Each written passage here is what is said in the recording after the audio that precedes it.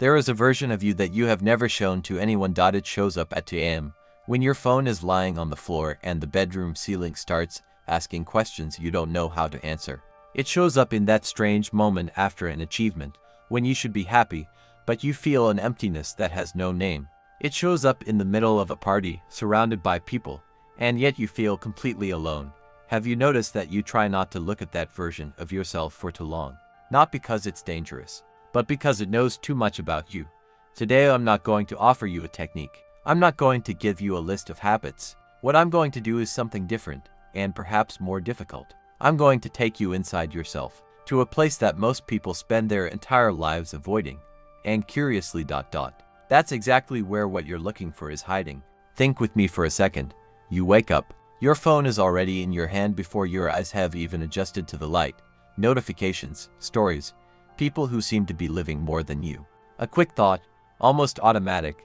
Am I on the right path? You get up, make coffee, work, reply to messages, smile at the right moments, say you're fine when someone asks, sleep, repeat. And somewhere in the middle of that perfect, well-built, well-posted routine you feel it. A kind of exhaustion that doesn't come from the body. A soul-level exhaustion, as if you've been running for years, but you don't know exactly where you're headed. This is not weakness. It's not necessarily depression. It's not ingratitude. It's a signal, but there's something strange about it. The modern world has taught us that inner signals are problems to be solved, not messages to be heard. So we solve it the easy way.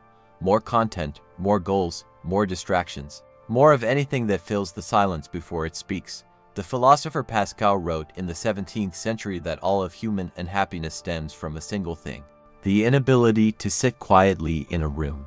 4 centuries later, we invented TikTok. That's not a coincidence. Carl Jung spent decades observing something that most people feel but can never quite name. He noticed that from a very early age, we learned to build a mask. He called it the persona, a word that comes from Latin, from the term used to describe the masks worn by actors in ancient Greek theater. You learn that certain emotions are acceptable, certain behaviors are rewarded, certain sides of you make people love you more. So you start pushing the rest away. You shove into a dark corner of your psyche everything that doesn't fit into the approved version of yourself. The anger you can't show, the sadness that feels like weakness, the fear of not being enough, the wild, creative, chaotic part of you that was always pruned before it could grow. And the persona becomes more and more polished, more presentable, more ... empty. When was the last time you did something without thinking about how it would look? I'm not talking about irresponsible behavior. I'm talking about real spontaneity. That thing you felt as a child, before you learned to watch yourself, before you knew that certain parts of you needed to stay hidden in order for you to be loved. The problem isn't the mask itself. The persona is necessary. It allows us to function in society, to relate to others, to work. The problem is when you forget it's a mask, when you start believing that that edited version of you is you. And that's when the body starts sending the bill. That's when the emptiness appears. That's when you achieve everything you planned and still feel like something fundamental is missing. Because it is. Now we arrive at the heart of everything. Jung discovered that everything we reject in ourselves doesn't disappear. It doesn't vanish. It doesn't die of shame in the dark corner where it was pushed. He called this reservoir the shadow. And the shadow is exactly that, the collection of everything you are, but have learned to deny that you are. Your deepest fears, your desires that feel shameful, your repressed anger, your need for attention that you call arrogance so you don't have to admit it, your capacity for cruelty that you project onto others because you can't stand to see it in yourself. Almost no one talks about this the right way. Most people hear shadow side and think of something evil. They think of a monster. They think of a character flaw. But Jung wasn't talking about evil. He was talking about wholeness. The shadow is not your bad side. It's your hidden side. And those are two completely different things. Think of someone who was always the good girl of the family. The one who never complained. The one who always gave in. The one everyone praised for being so easygoing. On the inside, there's an enormous anger that was never given permission to exist. That anger is shadow. Not because it's wrong, but because it was denied. And denied anger doesn't become peace. It becomes anxiety. It becomes self-sabotage. It becomes relationships where that person lets everyone walk all over her and then can't understand why she feels so terrible. The shadow will express itself one way or another. The question is, will you choose how, or will it choose for you? Here I'm going to tell you something that might be uncomfortable.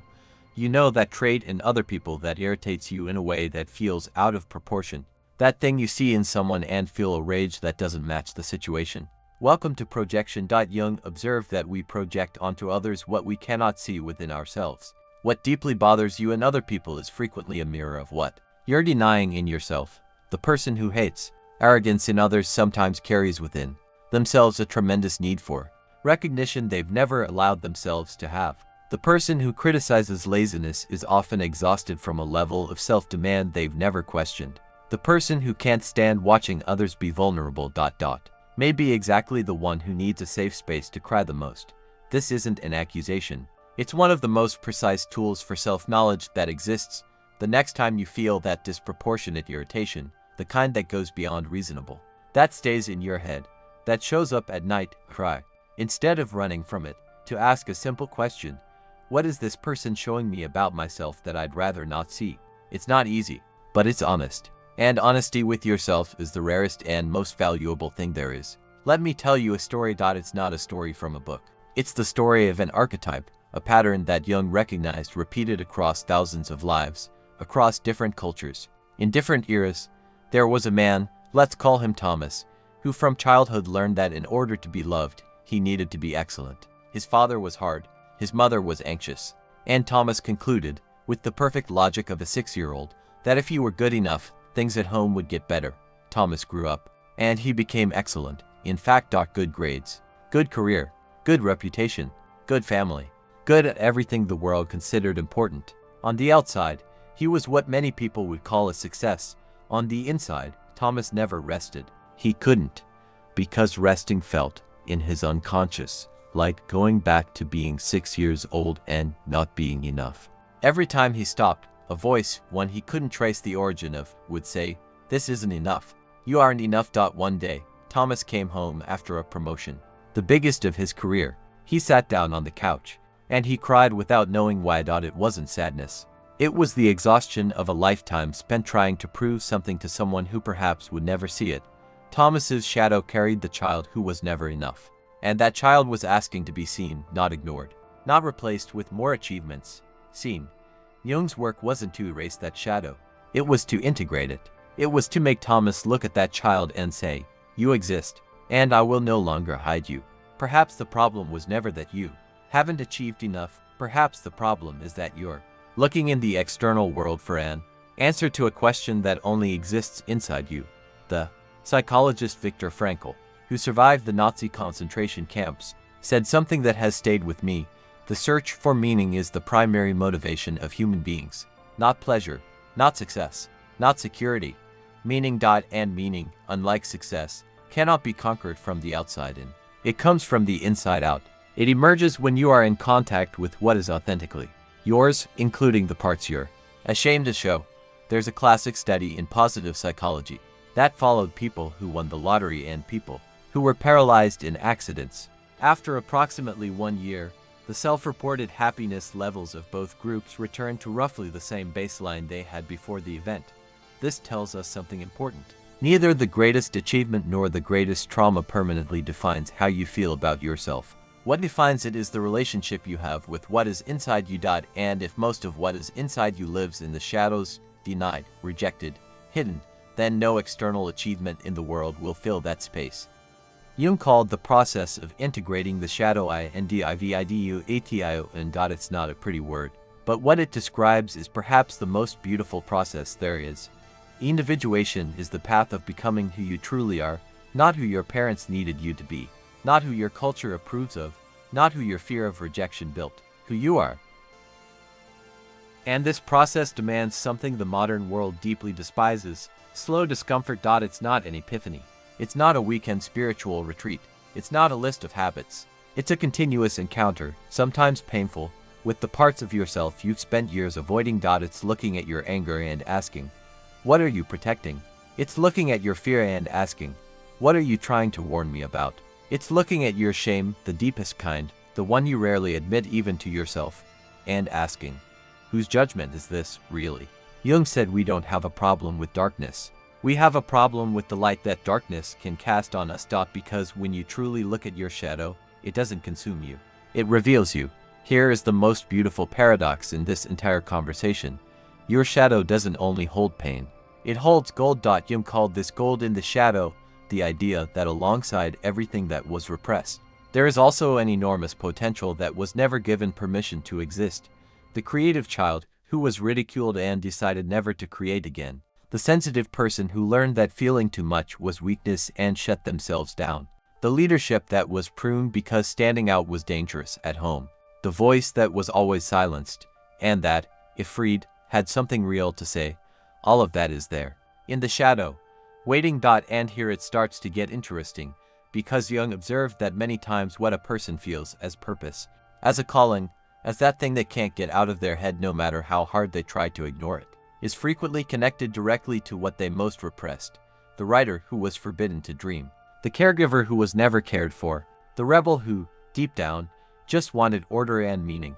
Perhaps your purpose is not in the approved version of you.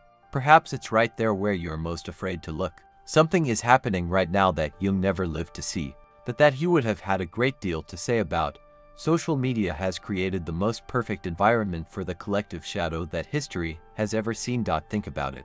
Never in human history have we had a platform where we can show only the edited version of ourselves to thousands of people simultaneously. Never have we had a space where the persona was so consistently reinforced and the shadows so systematically erased. And what happens when millions of people only show their light and hide their shadows? Everyone starts to believe they're the only one who has a shadow. This is why comparison on social media hurts in a way that's different from any other comparison in history. It's not simple envy. It's a feeling of being fundamentally flawed. Because you're comparing your complete interior, with all its doubts, fears, and contradictions, with the edited exterior of everyone else. It's a battle you will always lose. Because it's not a fair fight. And there's something cruel about it, because at the same time you're suffering from the comparison, you're also creating someone else's suffering by showing only your polished version. We're all doing this to each other simultaneously. The collective shadow no one talks about. That all of us, beneath all the perfect posts, feel insufficient in one way or another. I want to ask you something right now. It's not a big ask, but I want you to do it for real. Think of a part of yourself that you avoid. Not your greatest trauma.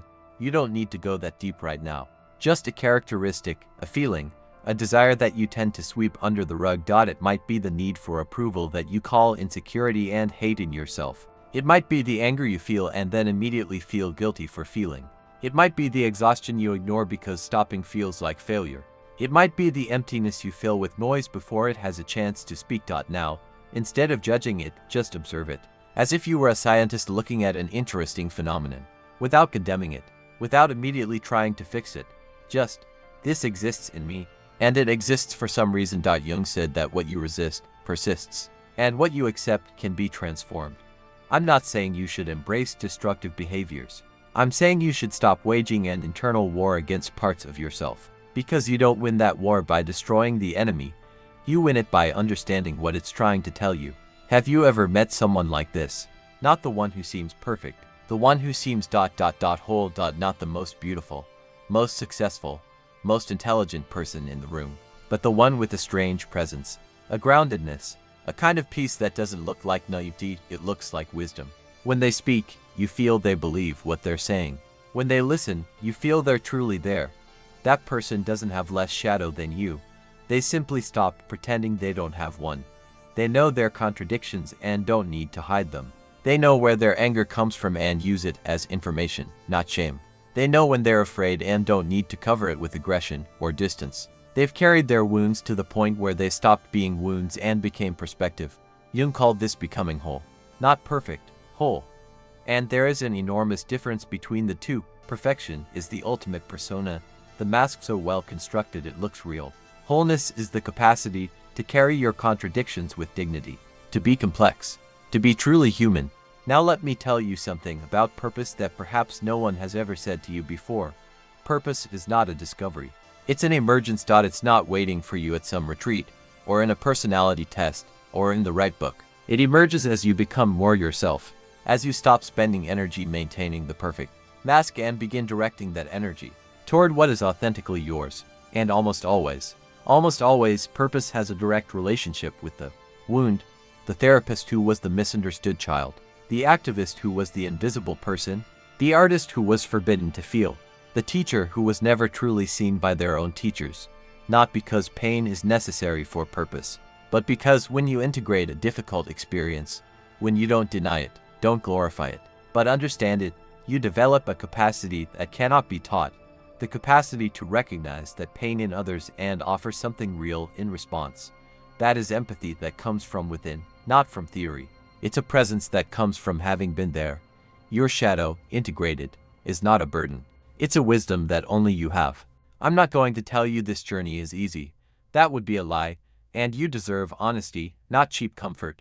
Looking at your own shadow is one of the most courageous acts there is. It's easier to change jobs, cities, partners, habits, than to sit with yourself in the silence and ask, who am I when no one is watching?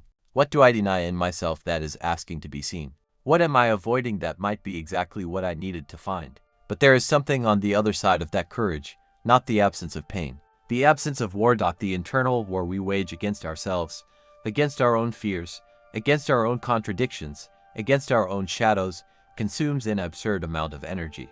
Energy that could be used to create, to love, to build, to simply be. When you stop fighting against who you are and start working with who you are, including the parts you like least, something shifts. Not dramatically, not overnight, but in a way that's hard to describe and impossible to deny. You become lighter, not because life got easier, but because you stopped carrying the weight of pretending to be someone else. Jung died in 1961, but he left behind a sentence I often think about. He said, "I would rather be whole than good, not because goodness is wrong, but because goodness without wholeness is performance. It's goodness that depends on the approval of whoever is watching. It's goodness that, when no one is looking, falls apart. Wholeness is different. Wholeness is when you act from who you truly are, with everything that includes. You don't need to resolve your shadow tonight. You don't need to have all the answers. You don't need to be perfect to begin. You only need one thing, the willingness to look. To not change the subject when the silence begins to speak. To not reach for your phone when the discomfort appears. To stay, just a little longer, with yourself. Because that version of you that shows up at 2 a.m., the one you avoid, the one that knows too much about you, it's not haunting you. It's calling you. If something here touched you in a way you can't yet name, that's already the beginning. Jung said that consciousness is the first step. Before any change, there is a moment when something inside you simply sees. If you felt that something here saw you, share it with someone who needed to hear it too. Not because the algorithm demands it, but because some conversations change the direction of a life, and maybe that person is right now needing to have this conversation with themselves. And if you want to continue this journey, we'll keep going here. No rush, no formulas. Just the conversation that rarely happens but has always needed to.